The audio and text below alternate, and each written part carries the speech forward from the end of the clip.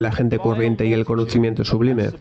La verdad debe mantenerse en secreto y las masas deben de ser adoctrinadas con porciones de la verdad que manipulen su razonamiento. Y ese es exactamente el juego, mantener el conocimiento real en manos de unos pocos y la inmensa mayoría de la gente en la ignorancia del mismo. Coordenada número 4.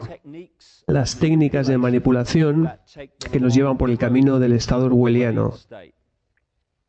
Y si es que yo he hecho alguna contribución en los últimos 20 años, creo que una de las cosas más importantes y que ha causado más conmoción es la invención del término problema-reacción-solución para algo que se conocía anteriormente como el dialecto hegeliano, y que describe una técnica de manipulación de masas que es brutalmente simple pero efectiva. Y estoy a punto de describiros el 11S. Y lo que ocurrió, por cierto, este es el símbolo del grado 33 de la libre masonería, el águila de las dos cabezas, cuyo lema lee orden del caos. Y en eso, en otros términos, significa problema, reacción, solución. Crear el problema para ofrecer la solución a ese mismo problema. Después del 11 de septiembre, George Bush dijo, sois libres y la libertad es bella. Ya sabéis, llevará tiempo restaurar el caos y el orden del caos. Pero lo haremos. Problema, reacción, solución significa exactamente eso, crear un orden del caos. Y funciona de esta manera.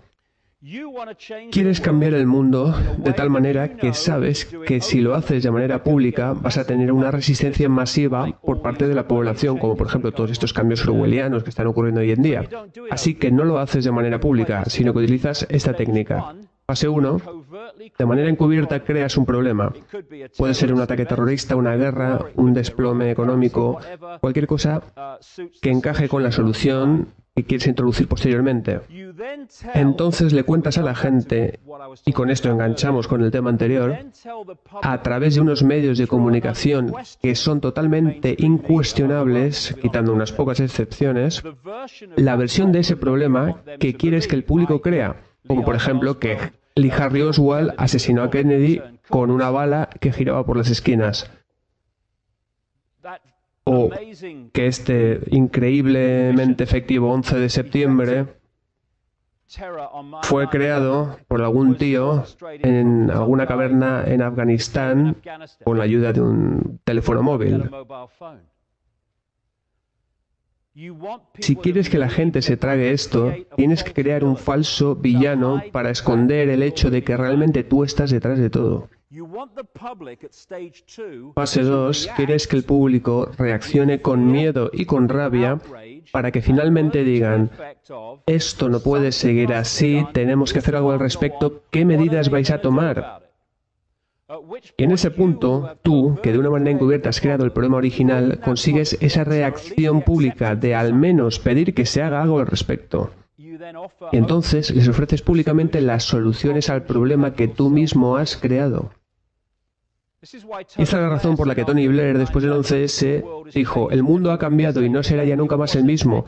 En realidad, todo fue diseñado para que el mundo ya no fuera el mismo. Y si echas un vistazo a las dos guerras mundiales, si miras a la primera, el poder en el mundo estaba en manos de bastantes menos personas de lo que estaba antes de su comienzo. Aquí tenemos el primer intento de este cuerpo global en forma de la Liga de las Naciones. Después de la Segunda Guerra Mundial, el poder estaba dramáticamente en manos de menos personas de las que estaban desde su comienzo. Emergieron el Banco Mundial y el Fondo Monetario Internacional y todas estas instituciones internacionales. Y lo que ocurrió, y explico esto en gran detalle en mis libros, es que tienes a la misma fuerza creando al nazismo y financiándoles. Y haciendo exactamente lo mismo con la Unión Soviética y el Reino Unido y Estados Unidos. Y como vengo diciendo desde hace muchos años en mis libros, la familia Bush, a través de este personaje Prescott Bush, que es el abuelo del actual presidente, financió a Hitler de una manera extensísima a través de un banco llamado Union Banking Corporation, que intermediaba con el banco Fritz Thyssen, que es un magnate de un imperio corporativo creado por la Venta de Hierro, del cual se sabe que era uno de los mayores proveedores de Hitler. Pero la gente de alguna manera tiende a ignorar esto. No puede ser. Pero entonces otro personaje sale a la escena, el director del Museo del Holocausto en Florida, que salió públicamente a decir: sí, la fortuna de los Bush vino de financiar a los nazis a través de Prescott Bush. Así que financias a ambos lados, los enfrentas en una guerra y como resultado se cambia la sociedad para siempre. Y al final de la guerra dices: mirad, hemos tenido 2 guerras mundiales en muy pocos años y claro, la gente está tan cansada y en un estado de desesperación tal que deseando escuchar cualquier medida que solucione el problema van a aceptarlo. Así que, ¿cuál fue la solución? Una explosión de instituciones globales centralizadas que hoy en día forman parte de este estado orwelliano en el cual vivimos. Esto es lo que dijo uno de los mayores nazis de la historia. Por supuesto que la gente no quiere la guerra. ¿Por qué debería un pobre idiota en una granja querer arriesgar su vida en una guerra cuando lo mejor que puede obtener de ella es volver a su granja de una sola pieza? Naturalmente la gente común no quiere la guerra, ni siquiera en Rusia, ni en Inglaterra, ni por la misma razón tampoco en Alemania. Esto es comprensible. Después de todo, son los líderes de los países quienes determinan las leyes. Y luego, es un asunto bastante sencillo el arrastrar a la gente hacia ello, ya sea en una democracia o en una dictadura fascista. Con voz o sin voz, la gente siempre puede ser empujada a seguir los deseos de sus líderes. Eso es fácil. Todo lo que tienes que hacer es decirles que están siendo atacados y denunciar a los pacifistas por su falta de patriotismo y por exponer al país al peligro. Funciona igual de bien en cualquier país y en cualquier generación.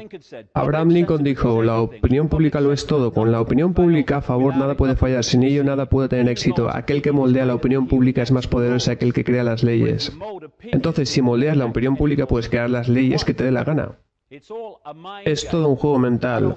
Adolf Hitler escribió en Mi lucha: toda la propaganda debe de ser tan popular y estar en un nivel intelectual tal que el más estúpido de aquellos hacia los que es dirigida la puede entender.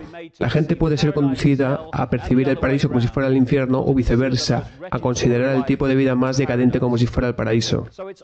Así que todo es un juego mental, lo mismo que es problema, reacción, solución. Y ahora hay otra versión que se llama problema inexistente, reacción, solución. Armas de destrucción masiva en Irak. Ya ni siquiera necesitas un problema real, solo la percepción de uno para justificar la acción que se toma. Y si os fijáis, ellos han estado presionando durante muchos años intentando manufacturar un problema con Irán para poder ofrecer su solución. Este de aquí es Donald Rumsfeld, el secretario de Defensa en Estados Unidos cuando se lanzó la guerra contra el terrorismo que condujo a la guerra contra Irak. Pero en el 83 él fue a visitar a Saddam Hussein de parte de la administración Reagan-Bush para cerrar un acuerdo de venta de armas biológicas con Irak. Las mismas armas que más tarde fueron usadas contra los kurdos. Esto se hizo público más tarde en documentos gubernamentales que salieron en el 2002. Es un informe al respecto de un periódico. Donald Rumsfeld, el secretario de Defensa y uno de los más fervientes críticos de Saddam Hussein, se entrevistó con el presidente iraquí en el 83 con la intención de allanarle el camino para compañías estadounidenses para que así pudieran vender armas biológicas y químicas a Irak, incluyendo antrax y cepas de la plaga bubónica, de acuerdo con nuevos documentos gubernamentales desclasificados. Donald Rumsfeld también estaba en la junta directiva de la empresa ABB, un gigante de la ingeniería europea, cuando ellos vendieron tecnología nuclear a Corea del Norte. Y cuando Rumsfeld se convirtió en secretario de Defensa, dijeron que había una amenaza nuclear por parte de Corea del Norte, con el objetivo de poner en el punto de mira y condenar a este país. Así es como funciona el sistema de problema-reacción-solución. Primero crea el problema y luego ofrece la solución. La otra técnica que funciona a la par de esta, yo la llamo el andar de puntillas hacia el totalitarismo. Y funciona así. Sabes que desde el principio tienes que ir de la fase A a la Z. Pero sabes que si vas de un punto a otro en saltos demasiado grandes, la gente va a notar un cambio brusco y van a decir ¿qué está pasando? Y la razón es porque el cambio es demasiado claro y brusco. Así que lo que haces con esta técnica es ir avanzando en pequeños pasos de puntillas, solo lo suficientemente grandes como para no ser prácticamente percibidos. Lo fundamental es que esos pasos sean percibidos por la gente como inconexos entre sí. Y así es como nos metieron en Europa, comenzando con una